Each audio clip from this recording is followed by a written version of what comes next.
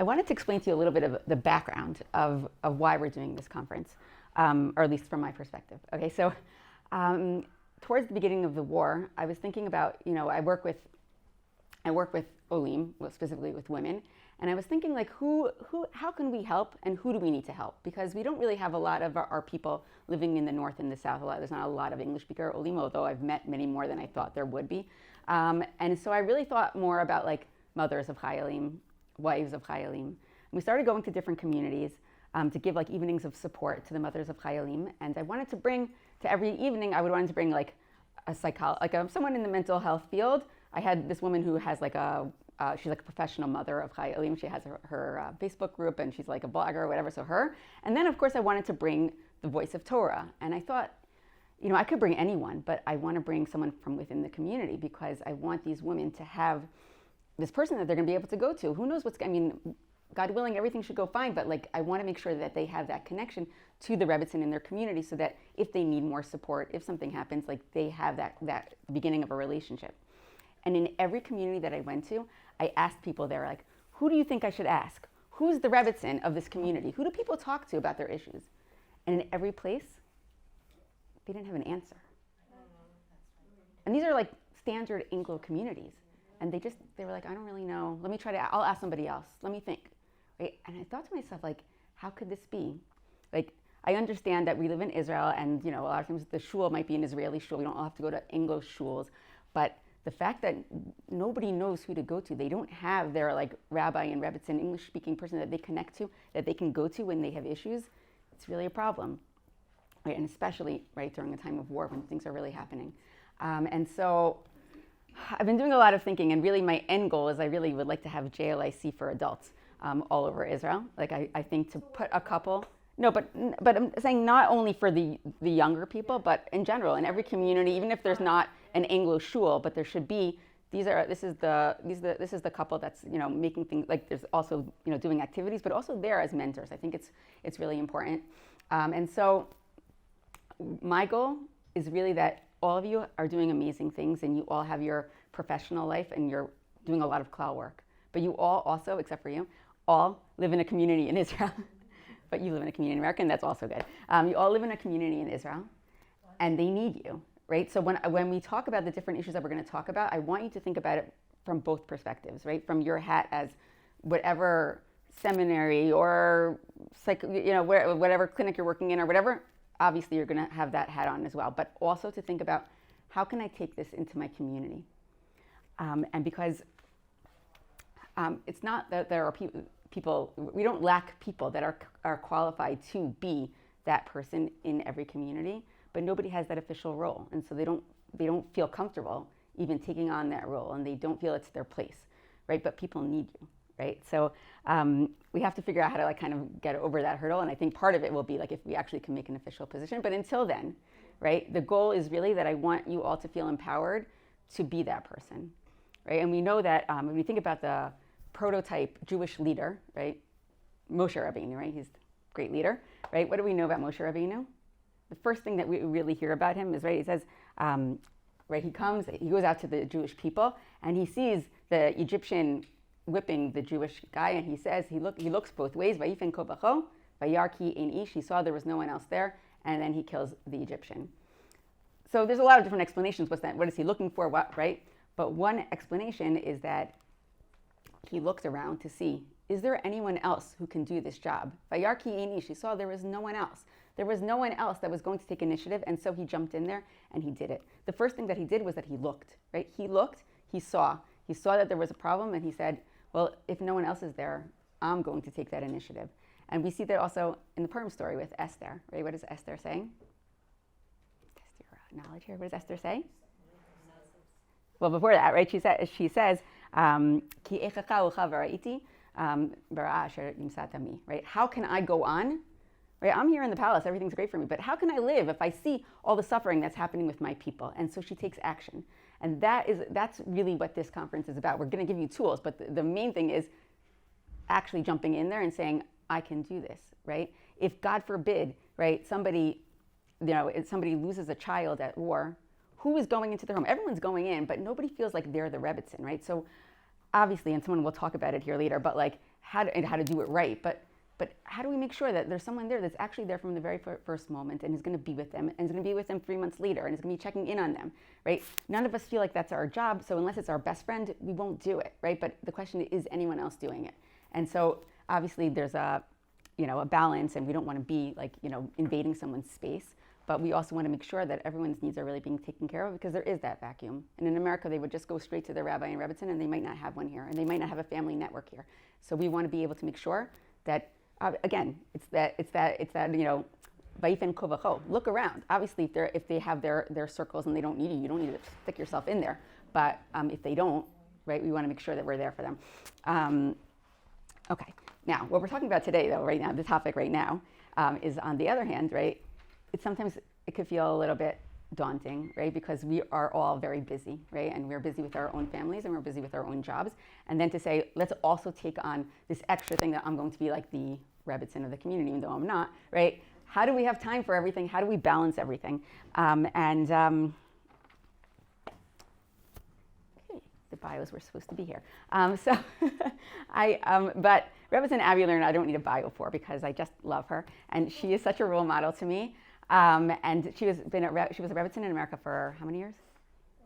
I guess my husband started before we were married, so 43 Okay, so 43 years, right? So she's been dealing, maybe not with the war, but she's been dealing for many years with how do we balance all of our roles as women, right? There's so much that we have to try to juggle, and how do we do that? And she'll talk about it from a general perspective, having been a community Rebbetzin and doing that all the time, and also about the war. And I remember just at the beginning of the war, I remember that like everything was crazy, right? Everyone like remember that time? It was a crazy, crazy time. And I was trying to like deal with my own emotions. And then I was trying to deal with all my kids who were at home. And I was trying to deal with working at the OU and figure out what are we supposed to be doing right now in this situation. And then I was dealing with all the families that had been displaced and were living in Mitzvah Yericho. Sorry, I didn't introduce myself. I'm from Mitzvah Yericho. And I got very involved, mainly because of my kids, because my older kids felt they didn't have a purpose. Teenagers were just sitting at home doing nothing, and they didn't know what they're supposed to do with themselves. So I said, let's get involved. Let's go help. There's so many families here. Let's go help them. So we took on this job to like be arranging all the meals and all the toys and all these different things for all the families. And all of a sudden, it was like I was on the phone constantly. It was like it was crazy. And the kids were helping me with some things, but they couldn't really be doing all the organization. And so there was like this thing, how am I dealing with my kids and this and that? Like, how do I do all this together? So Rebbetzin Abby Lerner is going to help us to figure out how do we juggle all of our important responsibilities, both in times of war and in general. Okay, so thank you very much. Okay, first of all, I already feel so comfortable here. I feel like I know everybody, and I would love to get that directory out. One of the reasons why I feel so comfortable is I heard people who are heading midrashot. So for 30 years, I taught in Central Yeshiva University High School for girls. That's I'm saying to you why I feel so comfortable, because I know all these schools from the other end of speaking to our students about where should I go to school. So I know a lot about the schools. I taught a course called WIJL, Women in Jewish Law, for many, many years. And now I do something very interesting. I am involved with Geirus for the Rabbinical Council of America. So I spend unfortunately, starting probably at about 4 or 5 o'clock in the afternoon, speaking with people who need help regarding their conversion process. And that is beyond fascinating. So when you said Midrash Rachel, some of our younger women have gone there, and we're really very grateful to you. So thank you for that. And of course, I want to thank Dumira for asking me to speak, an incredible amount of work that went into this conference. So really, thank you, Dumira. I'm going to try to share some reflections and experiences that may be helpful for you here on the front lines of education and community life in Eretz Yisrael during these extremely trying times. And we have nobody to look to. Who do we look up to? Who has the experience with us? We're not only on the front lines, but even historically, it's a difficult thing for us to get someone with the experience that we need. I think it's very important to find the point of connection with communal life here and communal life in America and Chutz La'aretz. The shul in Israel is not the focal point of communal life as it is in America. And having lived here now for 3.5 years in Katamon, I'm not sure that that's a good thing. And even some of my Israeli friends who've lived here for 40 years and now moved to Jerusalem are also struggling with the fact that they can't find a home, they can't find a community. They're in Jerusalem as long as we are, moving like from other places. It's a very, very difficult thing, and I think there are things here that Israel can learn from the United States and the diaspora, and especially now that so many people, believe it or not, ironically, are looking to make aliyah and looking for the kinds of connections that they've been taught to expect in shul and outside of Israel. And then you come here and there's nothing.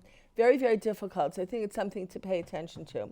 As rabbis and rebbetzins in the United States, we often found ourselves in communities that we would not have chosen to live in had we not been in our rabbinic roles. So this posed challenges to us as parents, and we were often not able to count on the communities we lived in to model the behaviors that we wanted for our children.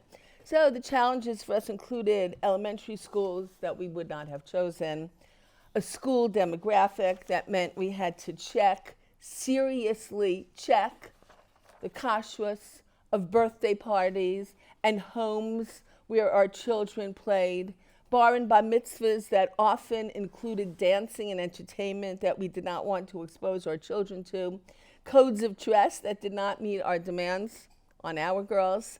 And I have to tell you one time, and a lot of the more observant families had the same issue. One time my daughter had a little friend over, and she comes upstairs, they were playing me, and she says, Abby. By the way, everybody in the suburbs' first names, that's a very, okay, that's like Israel too, but not in other areas of New York. Abby, are you kosher? I mean, this is what she said. I said, yes, Tali, we're kosher. Are you religious? Yes. From? I said, it's like, and this was part of what growing up in that community was about.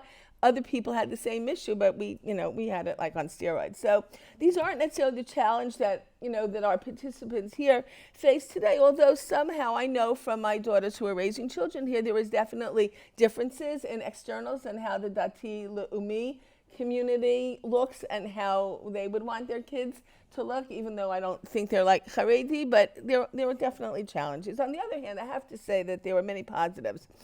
We and our children were exposed to amazing, dedicated people who were moser nefesh for our community and for Yiddishkeit.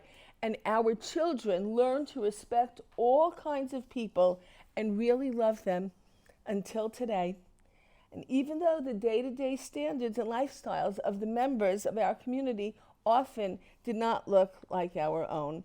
And I think that living in a heterogeneous community helped our children to develop independent standards that were not about peer pressure, their own standards, things that we had to talk about, so I think that we had to speak about. It wasn't just going with the flow because that's what everybody did, and I think that was a huge positive. But as public communal figures on both sides of the ocean, we face several challenges.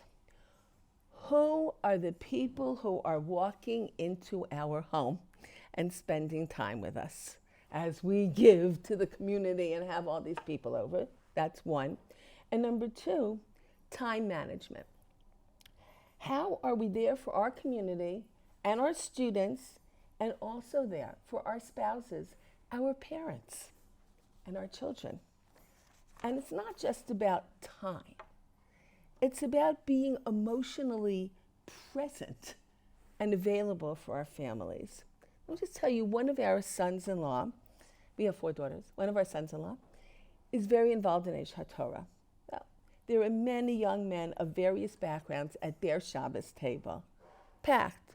Oh, it's a quiet Shabbos, but Motzei Shabbos, we're having an oneg with 40 guys. It was like, well, that's a quiet Shabbos. So I credit these young men with keeping our grandchildren, and this is something to think about when you have people in your house. They keep our grandchildren grounded, open, and tolerant, even as they live in their Haredi neighborhood. Boys come in with earrings, long hair, tattoos, jeans on Shabbos. And I must say that our grandchildren take great pride in these young men. They love them exactly as they are. They learn Avas Yisrael from them. And they also take great pride in their growth in Torah. And they boast about their progress and how exciting it was for them when one of them married a great niece of mine from one of the frummest, most yeshivish neighborhoods in the New York area. All of a sudden, their worlds just merged together. And what a lesson it was for them to see that these worlds could come together, right? And everybody's okay. On the other hand, let's say if these boys came to the house and used language that we would not use, or shared inappropriate experiences with my teenage grandchildren, one would expect that they should not and would not be invited back. How do we create that line? So I'll share one small example from you from our own home. So it's not so long ago, within the last 10 years. My youngest daughter was a single adult at the time. She's here now with her family in Israel. And we had company for Rosh Hashanah. 2 couples and their adult children. One husband was very, very involved in the shul, and we had been invited to their home many times. We had rules about being invited to other people's houses, like a whole story. But we had been invited to their home many times. At this table, this man, whom we knew to be a difficult person in his dealings with people in the shul, said something at my table terribly abusive to his wife. I said to my husband afterwards, I love this woman, by the way, I'm still in touch with her. I have a chavrusa on the phone with her. But I don't care how many times they invite us, they will not be invited back to our table. I can't have them here with our own children present and other people from the community. I mean, it was terrible. Of course, this lovely woman who was so dignified was so used to being verbally abused that she did not even hear what her husband said. Right? Classic. A few years later, when she took courage in hand and divorced him, she had 2 big kids, like in their 20s, so brave, and what a model for her children, for her daughters, that she took courage in hand and did this. So the community was in shock because they seemed like the perfect couple, except my daughter and us, who had been there on that Yom Tov night. Well, duh, she said. I was only waiting, she said, and hoping that they would get divorced. So, what do you do with that? What do you do with that? Where are your limits on who's walking in your house and what's happening at your table? In our reaching out to our students and our community, we need to ask ourselves, how is this impacting our family? One Shabbos morning, before cell phones, our phone rang and rang Shabbos morning. Well, I have to tell you, we finally picked it up. A doctor in our community, whose wife had an order of protection against him, had been released from jail on Friday night and was coming home, and she was terrified. There we were at home on Shabbos morning. Shul starts at 9, whatever time this was, 7:30, in our bathrobes with our friend from around the corner, an amazing psychologist, coming in after we went and got him, and our kids. This whole thing is playing itself. And by the way, our kids were in the same classes as her children. And here this whole thing is playing out, the drama of answering the phone on Shabbos morning, their beloved neighbor psychologist coming in his bathrobe, this woman coming over, right? For years, one of our children were traumatized. This is how it would go. Yaakov and I would walk home from shul together. How come you and Abba aren't holding hands? No, now go have a whole explanation and talk to her about it. I wasn't about to start doing this with a 10-year-old child, right? How come you and Abba aren't holding hands from shul? We would have company. How come you're walking next to Mr. So-and-so and Abba's walking next to his wife and you're not walking next to each other? Right? All of this, which if I spoke to them now, they would probably talk to me about it. It's like right beneath the surface. It happened years ago. What dramas with our students and neighbors play themselves out, right, in our homes? What do children hear you say on the other end of the phone? What's your tone of voice as you're talking to somebody? What are they hearing? They remember things forever. And they remember the good stuff too. I have to tell you, just the other day, I don't know, one of my sons-in-law WhatsApped the family and said, like, okay, which women here like don't do laundry on Rosh Chodesh? Like, everybody, we all do laundry, we all do everything. They said, but I remember, I wrote, when the kids were small, I would take them out. I was makpid to take them out for Rosh Chodesh. We would go, whatever, the local ice cream place, whatever. Okay, great. One of my girls writes back, Ima, I remember that. That was such a cozy memory. I remember we were in Carvel, talking about 100 years ago. And they remember it. And it's reflective of their childhood. It comes back. And of course, I have to say, we admire people like Kenny Machlis. I remember those girls when they were in Central, those sisters, Lustig, who opened up her home to the world. But my understanding is that those people were not part of the Machlis family Shabbos table. That all happened after they ate as a family. So how do we manage the balance between children being intensely proud of the fact that we open our homes to the community, as the Machlis children were and still are, and the need for every family for important, serious time together, and that you're just not always on display all the time. Two moving experiences regarding time and emotional presence. One of the solutions of our busy lives in our community was to spend our summers, this phenomenon in America, at the bungalow colony. So for a couple of years we had taught in camp, and we decided we're going to a bungalow, and this gave our children a chance to be with a different population, because the co-ed camps we were at, we were still telling them, no, we don't dress like this, right? So in the bungalow, they were with a different population, gave us a complete rest rather than spending our summers preparing and teaching classes. And we were grateful that we were financially able to spend our summers in our beloved bungalow, which is still a cherished memory of our children, and you'll hear why in a minute. One of our goals of surrounding ourselves with very similar people was that our children would experience being like everybody else. And of course, our children would never be like everyone else, who had grown up in very homogeneous environments, because they had already been exposed at young ages to many other kinds of people, were much more open and tolerant than their summer friends. But the bungalow provided them with chilled out, very unbusy parents.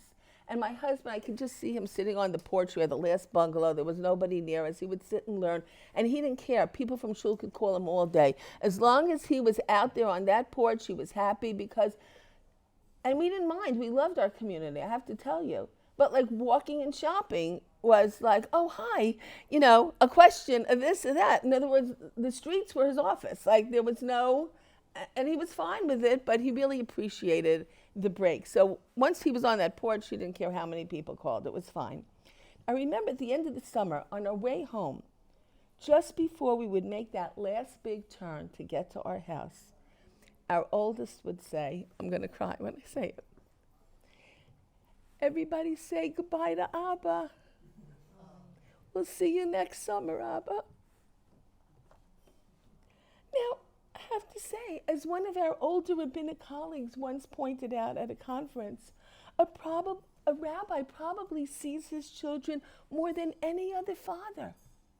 He's usually home for supper. He works in the community. He can even get away to go attend a sitter play. What was the goodbye to Abba? What was that all about? It's about really being there. And not just at bedtime. It's about not being interrupted in mid-sentence by phone calls. It's about long games of football. Yes, with our girls, they were never the Barbie type football. That was their thing. He would go out there and play football with them and laughing and shrieking together. I'm looking at all of you working so hard with our communities. Our children miss us. They miss our eye contact while we're paying attention to everybody else's needs. I once read an article years ago that said that kids know at the table which child gets more eye contact than other children. We never sort out, who we do better with, but even at a dinner table, there are kids that we don't realize that we're listening to more, we're looking at more. And we're not there. We're often not there for them. And one of the last RCA conferences that we went to before COVID hit, Rabbi Y.Y. Jacobson spoke. Does anybody know Rabbi Y? Okay, if you don't know him, you should Google him. He's delightful. At the end of his talk, he told the rabbis, okay, so at the end he said, you have to spend time with your kids. I don't mean he said learn with them, although that's very nice, he said, but I mean spend real time. Go out, play ball with them, have fun with them. And then he bared his soul. I would never say this if he didn't say it in front of like 200 men at the conference and sprinkling of women. He told us that they were having trouble with one of their teenage boys, and they took him to a psychologist. The psychologist asked the boy about his relationship with his father.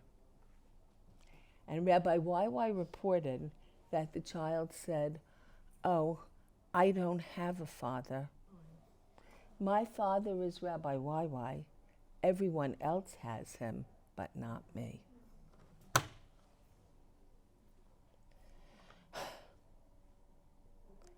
I don't have a father. Do your children have a mother?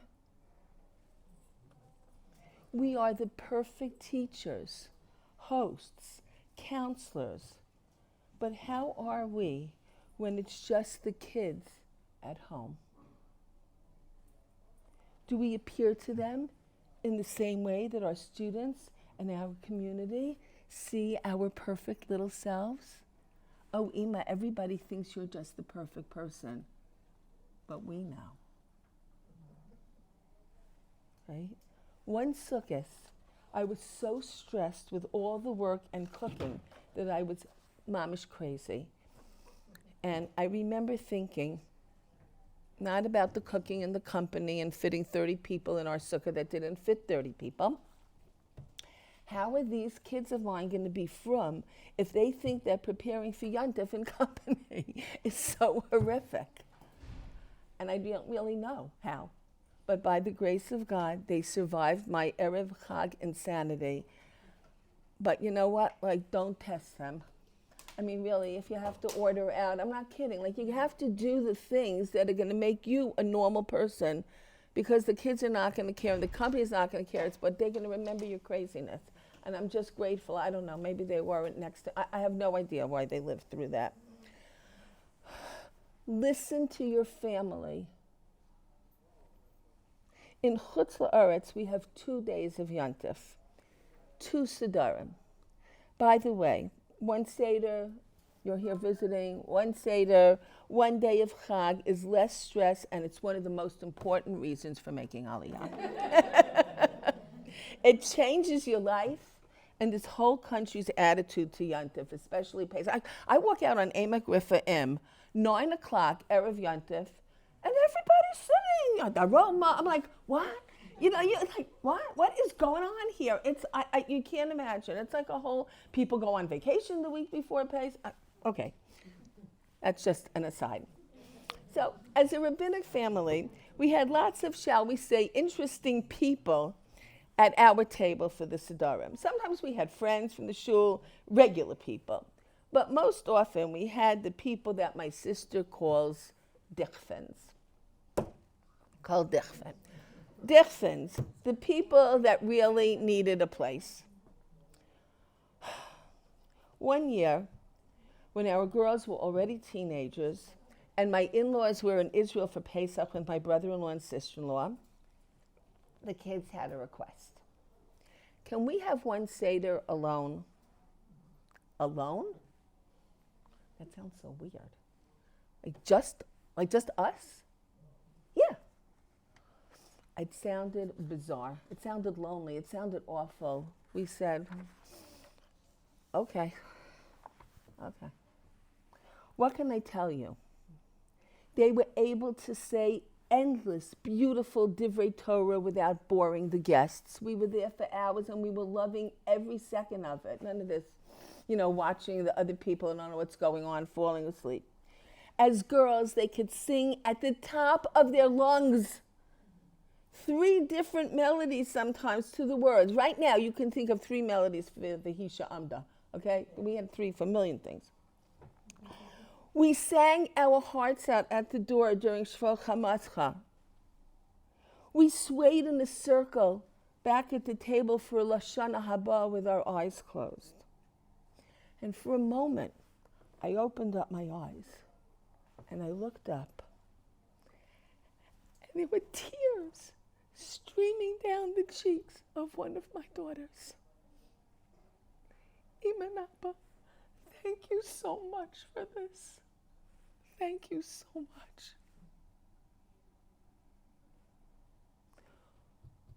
What price are we paying? What price are our children paying?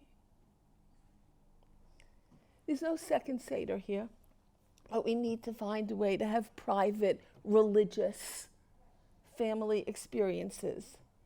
They are the ones that set the tone for our future and our families' futures, the families that our children create. At an outreach convention that we attended one year, a million years ago, I think it's still in existence, AJOP, the Association for Jewish Outreach Professionals. One of the Rabbanim said, with great pride, that his wife had served something like 200 meals over the course of the days of the Chag. And I'm like, okay, great. But maybe we need to serve fewer meals and sing longer songs and have more important conversations with our own children. Even here in Eretz Yisrael, with one day of Yontiv, it's our obligation to figure it out. Maybe no company at the lunch meals. Maybe no company on Yontiv. Maybe on Shabbos. Maybe once or twice a month on Shabbos. No company at all. Aniye ircha kodem. You've saved the world. And what have we done to our families? We owe it to our families, and I promise you, you will never, ever be sorry. What was it? I think Senator Paul Tsongas, from Massachusetts, who was very sick as a young man and died, and quoted somebody and said, nobody ever died and said, oh, I wish I had just spent more time at the office. We're busy all the time with everyone else. We need to set time aside for our own kiruv projects, our families. I find that when all the company leaves, my husband and my kids get my tired, adrenaline-depleted self. Unlike our truly, truly, truly cherished company who always see us at our best. And what about us and our husbands? Last summer, I went with my adult daughters to Kramim for a spa day. Okay, it was amazing. And then we had an amazing laugh. Sitting all by herself at the other end of the dining room was a friend of one of my daughters, a very, very frum woman that she had gone to school with, gigantic family. She was about to move apartments, and a summer program about to start that she runs. And she was there all alone for 2. We couldn't believe it. We were so proud of her. Right? We always see her as the best, the calmest, the most moser nefesh. And she had run away.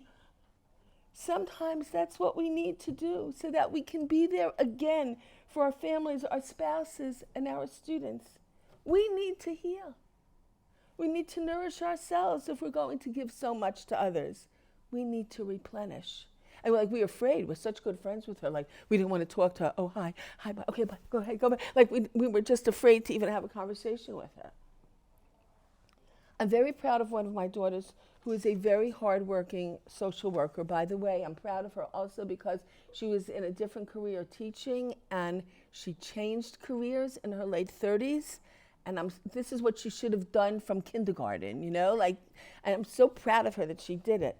But now with the war, and the mifunim and the people of the Otef returning home, she is busier than ever. She works in a revacha besides her own private practice. And she has her own children to be concerned about. I thought you run your own little clinic going on at home, as we all do. And of course, the kids are so proud of her for her work and the real help she's providing. But let me tell you what I'm proud of, because sometimes at a day, she was working here at the Dan Panorama with the Mifunim, and I promise you that at the end of that day, she would call me crying because she needs a social worker after a day like that. By the way, I'm just telling you, Regal Achat, she said it was a nightmare. Whatever family problems they were having, exacerbated beyond words, abuse, violent, and there was like no place to go. It was horrible. It's after a day like this, okay, she was a wreck. So, what did she do? She just said to me, Ima, I'm taking off a day and I'm having my own spa day at home. She has a masseuse that comes to the house. The masseuse came to the house. She went to an exercise trainer. She walked alone on some of her favorite paths. And at the end of the day, she was a mensch again. Back to herself. We need to seriously consider ways to regularly nourish ourselves, body and spirit. Rabbi Breitowitz this morning spoke about our own pain, what we're all dealing with as we're dealing with everybody else. We're dealing with our own pain, our own anxiety. I have to tell you, I'm going to say his name. I don't care if it's recorded. He's a public figure. Around the corner for us lived one of our dearest friends, David Pelkovitz. And Yaakov would always say, like, that's how we were able to do it. Because if we had a problem in the shul that we didn't, David, right? If we are, David, right? And so we had our own psychologist around the corner. And sometimes you need that. I will not say this out loud. I will not give the name, although he did tell us last week that he announced it to his gigantic shul a few years ago. One of our friends, a very prominent Rav, who is now retired, got up in his shul and told everybody that he's on Lexapro, which is a tranquilizer, had his own issues in his life, which were well known. And he said, I did it. I wanted people in shul to know that it's okay. Okay? So we need to think about that. How are we doing ourselves with our own anxieties and all the stress that we're dealing with? And now you're going to try to give to somebody else. So we were very proud that he had told us about that, and important for us to think about. Every now and then, even when the kids were small, thanks to my available in-laws, Zichron Livracha, we would go into the city for one night. Dinner alone, quiet. We needed to sit face to face with each other, talk, listen with nobody there, no phones, and turn the phones off. I'm the worst. I really, Rabbi Breitowitz said, like, don't talk if you don't. I'm just telling you right now, I'm very bad, okay? But the phones are destroying us. I remember at a talk once, right by our bungalow was Moshe Weinberger from the Five Towns. See, he said in the bungalow there, he was next door to us, the only people talking to the children and not on the phone were the nannies that were brought up with the families, because they weren't allowed to. They were being paid. No mother was talking to a child. Any mother with a child was on the phone. Only the nannies were not on the phone. So, we are killing ourselves. We are killing ourselves with the phones. Okay? So go on, if you can't get away for a night, go on a date every now and then. Go to a restaurant where you're not going to see your whole neighborhood or your students. This is something that we need to do for ourselves personally and as a couple to refocus and to reinvigorate ourselves. What are we here for? What are we doing? How are the kids? How are we? Right? And having said all this, I want to conclude with the following.